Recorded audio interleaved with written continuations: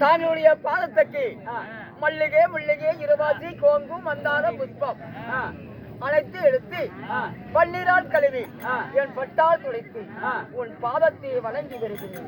அப்படியா தேவி? என் பாதம் படைந்ததால் இந்த விந்து நந்தனாபுரி தேசத்துல எப்படி இருக்க வேண்டும் தெரியுமா தேவி? அந்த திருப்பாதம் மலர்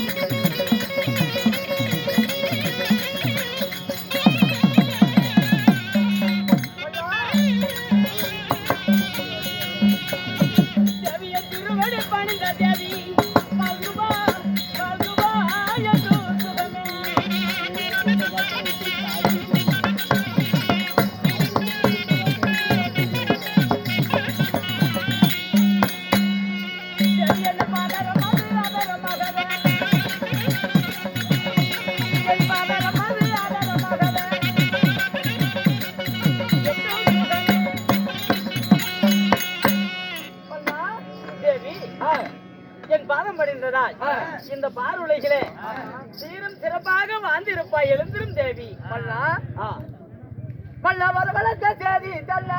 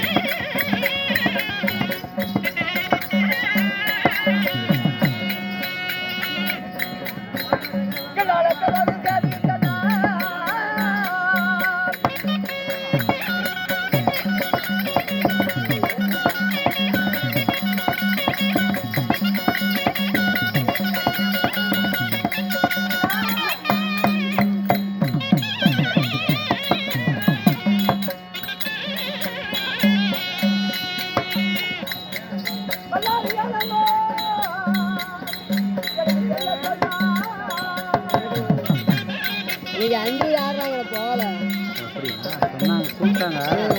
இவங்க வேற வந்தாகணுன்ட்டாங்க. டிவியில் வேற ஓடிட்டு வீட்டில் மக்கள் தலைவர் கூப்பிட்டு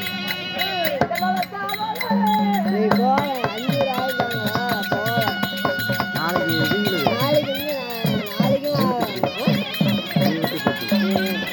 கீழே உட்காரு மறைக்கு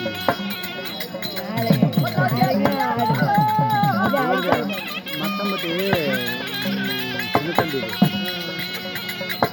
சின்ன தம்பி டியூட்டி அன்னைக்கா சூப்பராக போயிட்டு வந்து சூப்பராக எப்படி வேஷம் போடுறதே தெரியல.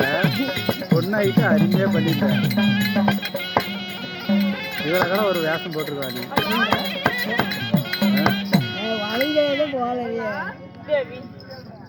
அரமலை இருந்த தேவியால அது சீக்கிரமாக தாதிமார்களுக்கு தயாராக அழைத்திருக்கிறீங்க. ஆமா, தாங்கள் என்ன காரணம் தேவி? சில்லறை வேலை செய்து கொண்டிருந்தேன். 1000 தாதிமார்களை விட்டு அழைத்திருக்கிறாயே, என்ன காரணம் அண்ணா என்று கேட்கிறாயோ? ஆமாங்க தேவி.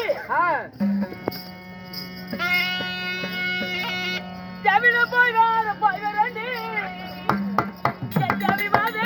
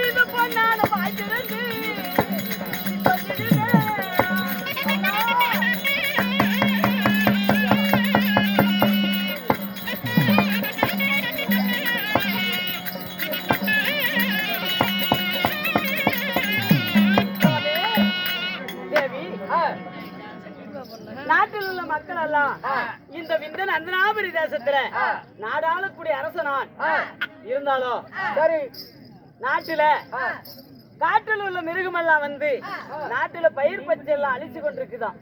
அதனால இந்த நாட்டை அழிச்ச மிருகம் எல்லாம் காட்டில் விரட்டி ஓட்டினால் ஆச்சு. இல்லனா இந்த நாட்டை விட்டே ஓடுகிறேன் சாமி என்று சொல்லி ஆமா, இந்த குணபூஜ மன்னனிடத்திலே இந்த மக்கள் எல்லாம் முறையிட்டார்.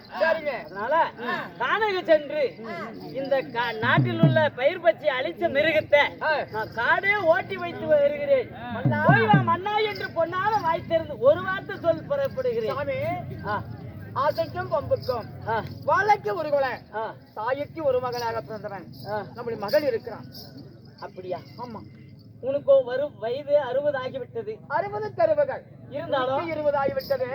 சின்ன வயதுல, ஆமா சின்ன வயதாக இருந்தாலும் அருவும் திறமையுமா ஒரு மகன் இருக்கிறான். திறமுள்ள மகன். வயதான காலத்துல நீயா காணகம் போற? ஆமாங்க. இந்த மிருகத்தெல்லாம் விரட்டுறதுக்கு நீயா போற? மகன் இருக்கிறான், அண்ணவனை அனுப்பி வைக்கலாம் என்று சொல்கிறாயா? எனக்கு ஆசை அவ்வளவுதான். அப்படியா? உன் ஆசையே நிறைவேறட்டும். மகனை சீக்கிரம் அழைத்து வா. அப்படியாகட்டும். அரண்மனையில் உட்காருங்க.